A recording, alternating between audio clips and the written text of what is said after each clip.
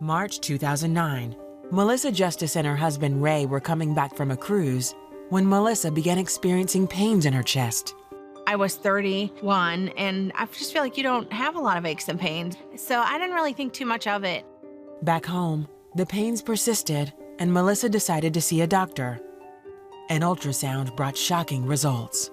I'll never forget, he said, normal hearts beat like this, and yours is barely doing this. That initial shock of something's wrong, of something's different, that knowledge that life is never gonna be the same, or potentially never gonna be the same again, is jarring. The diagnosis, chronic systolic heart failure, a condition where one chamber in the heart can't pump blood effectively. Melissa's heart was functioning at only 15% capacity. They put her on medication, but her best hope of survival was a heart transplant.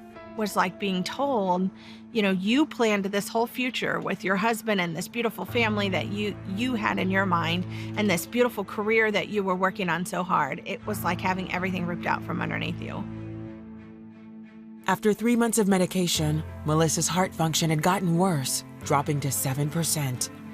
Needing more specialized care, she was sent to Ohio State University Hospital. That's bad heart failure, and that means that you typically aren't able to do things that you used to do, your normal daily activities. It's a life-altering diagnosis. Even though these days we keep a lot of these heart failure patients alive, it's not the same life. We would wake up every morning and we would give ourselves an entire hour where we would just let ourselves grieve that life that we were losing. After that hour was over, we would come together and we would pray and we would say, you know, we're going to make the best of this day that we can. Melissa had a heart pump implanted in August of that year. Along the way, Melissa started a blog to chronicle her journey and ask for prayer. Just tried to trust that God would be with us. I did not feel better. I remember actually thinking, I cannot believe the human body can take this much pain. Kept thinking, maybe tomorrow I'll feel better, but months after the surgery, I still was feeling very rough. What's the future gonna hold?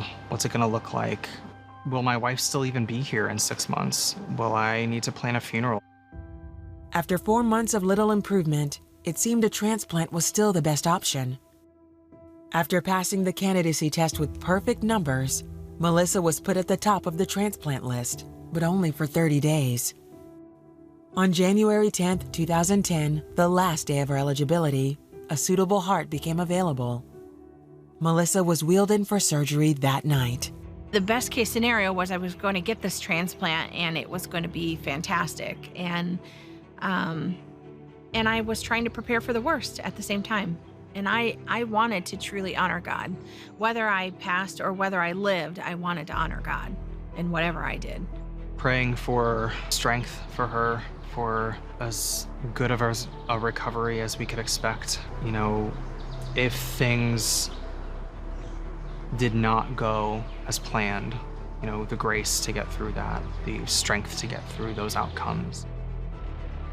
Dr. Perez comes out in 2 to 3 hours was the time frame, and we just all freeze, right, in the waiting room. Either something's really, really good or something's really, really bad.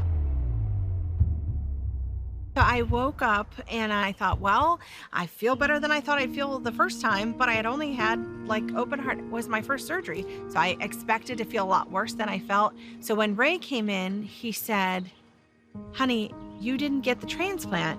And I was like, oh man, the heart was bad. And Ray said, no, honey, your heart is better. God healed your heart. You didn't need the transplant. Moments after Melissa was put under, her anesthesiologist, Dr. Perez, decided to do one final test. What he saw, he couldn't explain. I put the probe in, and what I see is a heart that is almost, but not quite, completely normal in its squeeze. I kept looking at this heart that was banging away virtually normally, and she's not on any supportive drugs at all. The surgeon looked at that heart, saw what I saw, and said, I can't give her a heart that works better than this. The morning of my not transplant, I remember my surgeon coming in and he said, Melissa, we have no idea what made you sick and we have no idea what's made you better. And we said, we do. We knew. Months later, the pump was removed. Today, after more than a decade, Melissa's heart is still going strong. And while it's not quite 100%, she's still able to be the active mother of 2 adopted boys and loving wife that God has called her to be. It's still tough some days, but it's life. I still wake up in the morning and I say, thank you, God, for healing my heart. Seeing Melissa today, over 10 years later, still with her own heart, living a normal life, it's just a privilege to have been a part of it. We know miracles happen, right? We read about them in the Bible, but to see one, to see something so tangible happen was amazing. I have a beautiful life, a very full life, and I have life, which is the best part.